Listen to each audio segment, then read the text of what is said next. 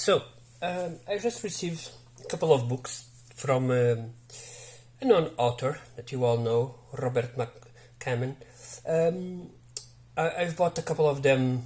I've got all of them. Most of these books. I've read Bao. I've read Blue World. I enjoyed them both. I am currently reading Swan Song. I'm enjoying immensely. So, since I knew that he published a couple of books, not a couple, 9 books so far, about an historical fiction with some hints of horror and so on.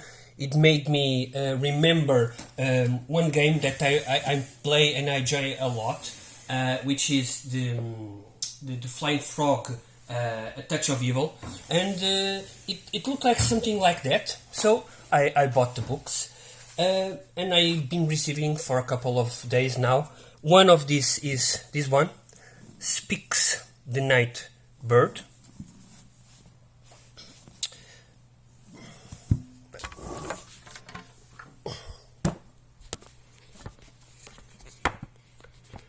Sorry.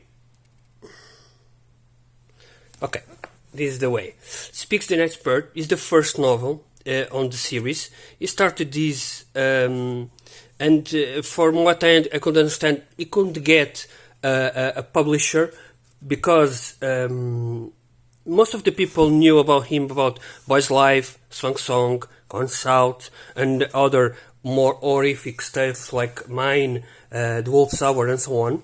And then he tried to publish a couple of books in historical fiction, and the market back in the early 2000s didn't want that, by their mistake. But they didn't get that, so the book got in the back burner. I think he released. I know that he released this book in 2 parts. That's why it says here the complete 2-part novel. And since it was historical fiction, people didn't want to go there, and so they blocked his publishing stuff. So he published this one as again pocket books. The second novel that was published was Robert Mccammon in the Gallery Books, which is it's the same company. It was The Queen of Bedlam, which is also an historical novel. This one was in 2007, so we are talking 5 years later, and he got published this. I don't know the history here, but from that moment on, it stopped. He didn't publish anymore. Then I believe there was another company that was involved here, not Cemetery Press, but another company that likes to publish this kind of books, and so they published a couple of books from him. And so we continue with this, but now with a new press called Leviathan. Leviathan Publications. Okay, this one is signed Robert Mccammon, as you can see. And this is the third novel, The Mr. Slaughter, and it was published back in 2010. Very cool cover. Okay. These books are set basically in 1700, so America is still under English law, probably, if I'm not mistaken. So the stories of, I don't know much, to be honest. I don't want to know much, but you can pause it and see the synopsis. The fourth novel, it's The Providence Rider. This one is not signed, and this one was published in 2012. Again, synopsis if you want to read.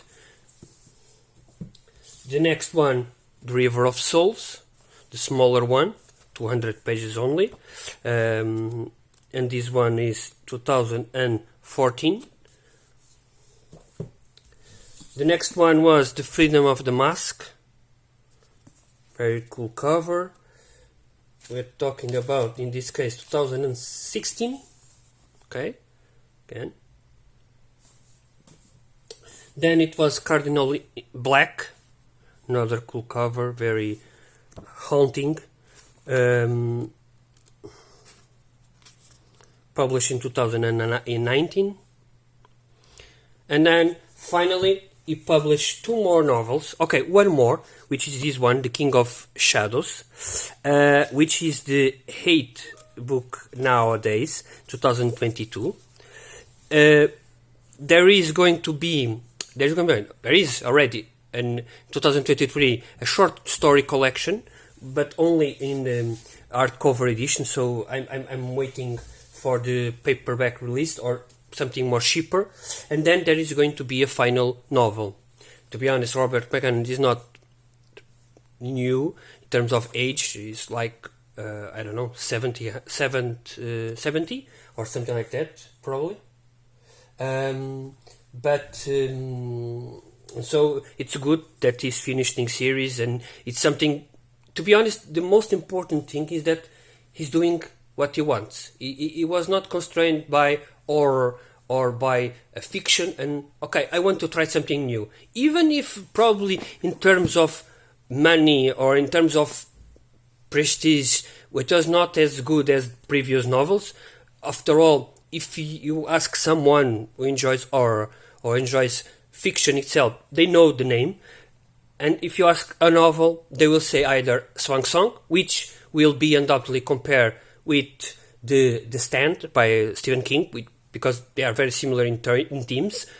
But probably the most important novel that he wrote to most people, important in terms of connection, is of course Boy's Life. Gone South, the sequel, but Boy's Life mainly. It's one of the novels that I see in a lot of YouTubers and a lot of people. This is my favorite novel of all time. Probably most of the novels, the remaining, they don't even talk about them. Probably it's not their type, the horror stuff. But he didn't focus on one genre, and that's amazing to me. It's something that any writer should do. If you enjoy doing fantasy, but now you want to change to horror, change. Of course you're going to lose some people over it. Of course you're going to lose money. But if you don't do what you enjoy, what's the purpose of doing, right?